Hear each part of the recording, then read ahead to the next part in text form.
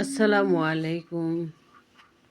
বিসমিল্লাহির রহমানির রহিম। সূরা আল হাদিদ, আয়াত 15।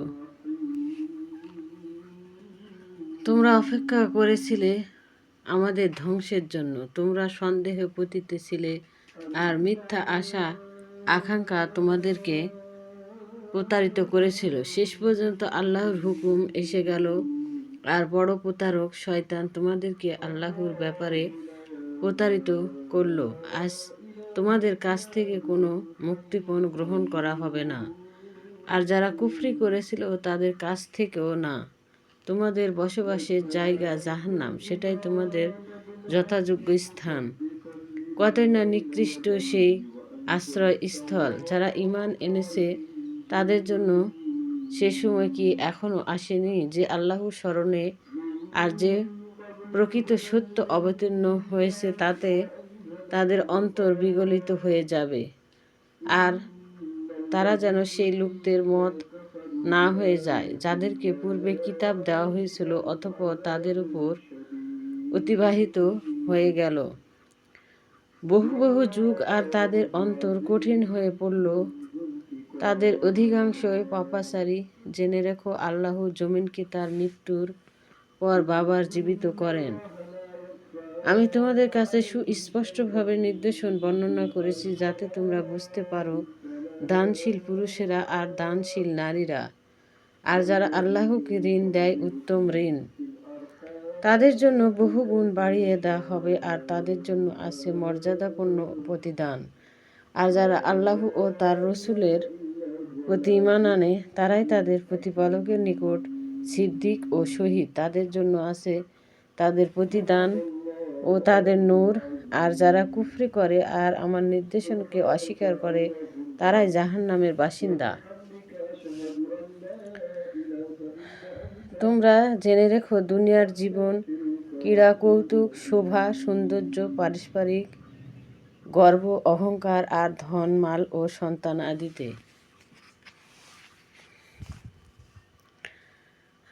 আধিক্যর প্রতিযোগিতায় মাত্র। তার উদাহরণ হলো বৃষ্টি, আর তা হতে উৎপন্ন সুস্বাদু কৃষকের মনকে আনন্দে ভরে দেয়। তারপর তা পেয়ে যায়, তখন তুমি তাকে হলুদ বর্ণ দেখতে পাও, পরে তা খড় ভুসি হয়ে যায়। আর আখিরাতের চিত্র অন্যরকম। পাপাচারীদের জন্য আখিরাতে আছে কঠিন শাস্তি, আর নেককারদের জন্য আছে আল্লাহর ক্ষমা ও সন্তুষ্টি। আর দুনিয়ার জীবনটাকে তো ধোঁকার বস্তু ছাড়া আর কিছুই না। তোমরা এগিয়ে যাও তোমাদের প্রতিপালকের ক্ষমা ও জান্নাত লাভের জন্য, যার প্রশংসতা আসমান ও জমিনের প্রশস্ততার মতো। তা প্রস্তুত রাখা হয়েছে তাদের জন্য যারা আল্লাহ তার রসুলের প্রতি ঈমান এনেছে। এটা আল্লাহর অনুগ্রহ, তিনি তা দেন যাকে ইচ্ছে করেন। আল্লাহ বড় অনুগ্রহশীল। পৃথিবীতে অথবা তোমাদের নিজেদের উপর এমন কোনো মুসিবত আসে না যা আমি সংগঠিত করার পূর্বে কিতাবে লিপিবদ্ধ রাখি না। এটা করা আল্লাহর জন্য খুবই সহজ। এটা এজন্য যে তোমাদের যে ক্ষতি হয়েছে তার জন্য তোমরা যেন হতাশাগ্রস্ত না হও, আর তোমাদেরকে যা দান করা হয়েছে তার জন্য তোমরা যেন উৎফুল্ল না হও, কেননা আল্লাহ অহংকারী ও অধিক গর্বকারীকে পছন্দ করেন না। যারা কৃপণতা করে আর মানুষকে কৃপণতা করার আদেশ দেয়, এবং যে ব্যক্তি আল্লাহর পথ হতে মুখ ফিরিয়ে নেয়, সে যেন জেনে রাখুক, আল্লাহ অভাবমুক্ত, প্রশংসিত। আমি আমার রসুলকে সুস্পষ্ট প্রমাণসহ পাঠিয়েছি, আর তাদের সঙ্গে অবতীর্ণ করেছি কিতাব ও সত্য মিথ্যার মানদণ্ড, যাতে মানুষ ইনসাফ ও সুবিচারের উপর প্রতিষ্ঠিত হতে পারে। আমি অবতীর্ণ করেছি লোহা, যাতে আছে প্রচণ্ড শক্তি।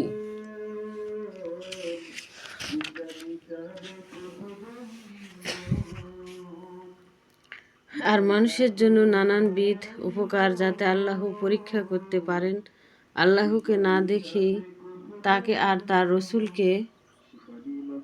রসুলকে কারা এই লোহার শক্তি দিয়ে ও যাবতীয় উপায়ে সাহায্য করে, আল্লাহ বড়ই শক্তিমান মহাপরাক্রমশালী। আমি নূহ আলাইহিসসালাম আর ইব্রাহিম আলাইহিসসালামকে পাঠিয়েছিলাম আর তাদের বংশধরদের মধ্যে নবুয়াত ও কিতাবের ব্যবস্থা প্রতিষ্ঠা করেছিলাম।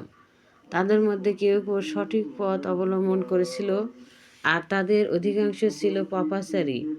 অতঃপর তাদের পথ ধরে আমি আমার রসুলকে পাঠিয়েছিলাম। অতঃপর তাদের পিছনে আমি মারিয়াম পুত্র ঈসা আলাইহিসসালামকে পাঠিয়েছিলাম আর তাকে দিয়েছিলাম ইনজিল। আর যারা তাকে অনুসরণ করেছিলেন তাদের অন্তরে দিয়েছিলাম করুণা ও দয়ামায়া। আর বৌদ্ধবাদ তা তারা নিজেরাই নতুনভাবে চালু করেছে আল্লাহর সন্তুষ্টি লাভের আশায়। আমি তাদের উপর এই বিধান অপরিহার্য করিনি আর সেটাও তারা লালন করতে পারেনি যেভাবে তা লালন করা প্রয়োজন ছিল। তাদের মধ্যে যারা ঈমান গ্রহণ করেছিল তাদের আমি তাদের প্রাপ্য পুরস্কার দিয়েছিলাম, কিন্তু তাদের অধিকাংশ ছিল পাপাচারী। ওহে মুমিনগণ, তোমরা আল্লাহকে ভয় করো আর তার রসুলের প্রতি ঈমান আনো। তিনি তার অনুগ্রহে তোমাদেরকে দ্বিগুণ পুরস্কার দিবেন আর তিনি তোমাদের জন্য আলোর ব্যবস্থা করবেন যা দিয়ে তোমরা পথ চলবে আর তিনি তোমাদেরকে ক্ষমা করে দিবেন। আল্লাহ বড়ই ক্ষমাশীল, অতি দয়ালু। আমি আহলে কিতাব ছাড়া অন্যত্র নবুয়াত দিলাম এই জন্য যে আহলে কিতাবগণ যেন জেনে নিতে পারে যে আল্লাহর অনুগ্রহের কোনো কিছুকেই তাদের নিয়ন্ত্রণ করার কোনো ক্ষমতা নেই। আর তারা যেন আরও জেনে নিতে পারে যে অনুগ্রহ একমাত্র আল্লাহর হাতে। যাকে ইচ্ছে তিনি তা দেন। আল্লাহ বিশাল অনুগ্রহের অধিকারী।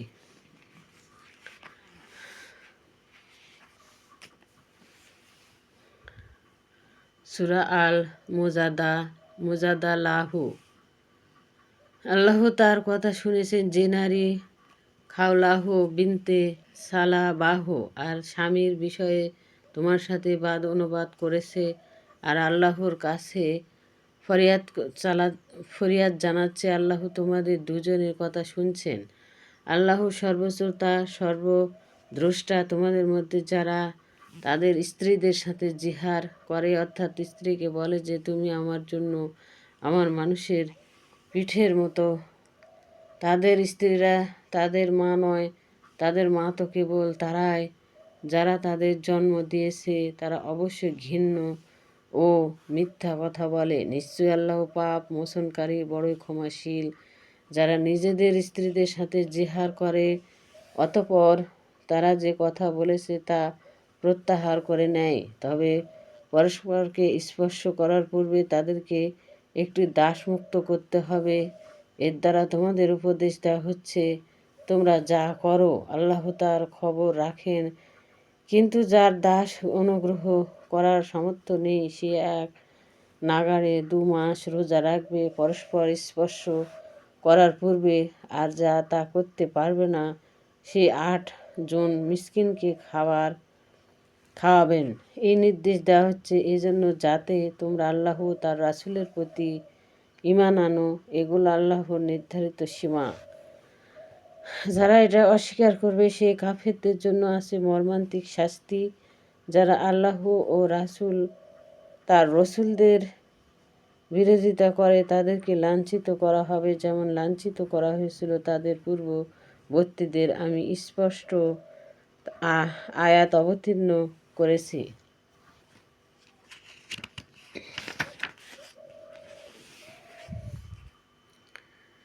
আর অস্বীকারীকে কাফেরদের জন্য আছে অপমানজনক শাস্তি সেই দিন যেই দিন আল্লাহ তাদের সকলকে আবার জীবিত করে উঠাবেন এবং তাদের কৃতকর্মের সংবাদ ও তাদের জানিয়ে দিবেন। আল্লাহ তা হিসাব করে রেখেছেন যদিও তারা নিজেরা ভুলে গেছে। আল্লাহ প্রতিটি বিষয়ের প্রত্যক্ষদর্শী। তুমি কি জানো না যে যা আকাশে আছে আর যা জমিনে আছে আল্লাহ সব জানেন। 3 জনের মধ্যে এমন কোনো গোপন পরামর্শ হয় না যাতে 4 জন আল্লাহ হন না আর 5 জনও হয় না। 6ষ্ঠ জন তিনি ছাড়া এর কর্ম সংখ্যক হয় না আর বেশি সংখ্যক হয় না তিনি তাদের সঙ্গে থাকা ব্যতীত তারা যেখানে থাকুক না কেন। অতঃপর কিয়ামত দিবসে তিনি দিবেন যা তারা আমল করেছিল। আল্লাহ সকল বিষয়ে পূর্বভাবে অবগত। তুমি কি তাদেরকে দেখনি যাদেরকে গোপন পরামর্শ করতে নিষেধ করা হয়েছিল, অতঃপর তারা আবার তাই করল। যা করতে তাদেরকে নিষেধ করা হয়েছিল তারা গোপনে পরামর্শ করল। পাপাচার, সীমা লঙ্ঘন আর রসুলকে অমান্য করা নিয়ে তারা যখন তোমার কাছে আসে তখন তারা তোমাকে এমনভাবে সম্ভাষণ করে যেমন আল্লাহ তোমাকে সম্ভাষণ করেছিল। তারা মনে মনে মনে বলে, আমরা যা বলি তার জন্য আল্লাহ আমাদেরকে আযাব দেন না কেন? জাহান্নামী তাদের জন্য যথেষ্ট, তাতে তারা জ্বলবে। কতই না নিকৃষ্ট সেই গন্ধস্থল। হে মুমিনগণ, তোমরা যখন গোপন পরামর্শ করো তখন পাপাচার, সীমা লঙ্ঘন আর রসুলকে অমান্য করার পরামর্শ করো না। তোমরা সৎকর্ম, তাকওয়া অবলম্বনের ব্যাপারে পরামর্শ করো, আর তোমরা আল্লাহকে ভয় করো, যার কাছে তোমাদেরকে সমাবেত করা হবে।